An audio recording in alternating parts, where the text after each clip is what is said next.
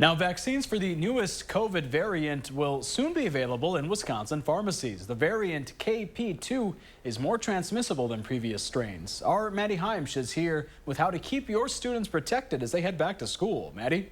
Yeah, the CDC chart behind me shows percentages of COVID tests with positive results nationwide.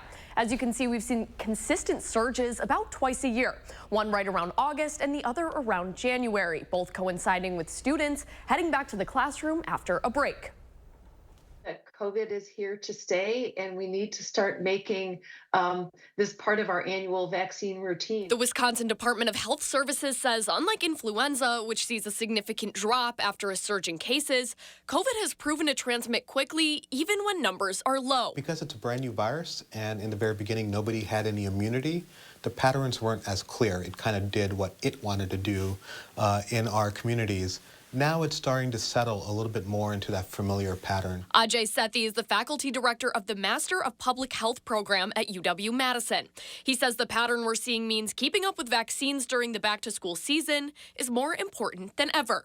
And transmitting the fastest, the newest strains. So they have been evolving. Every couple of months, a new one sort of overtakes the previous ones.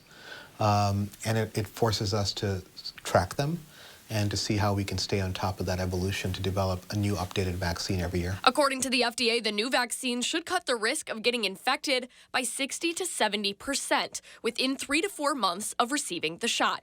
But Sethi says if you were a victim of this summer's wave, you can likely wait before heading to your nearest pharmacy. And since a lot of people have had COVID this summer because we've had a surge, the new boosters are out next week.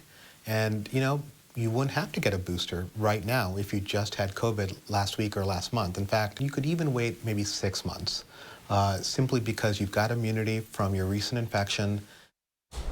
The Wisconsin Department of Health Services says a third booster should be rolling out this fall. But in the meantime, we have more on what vaccines your students need before heading back to school up right now on channel3000.com.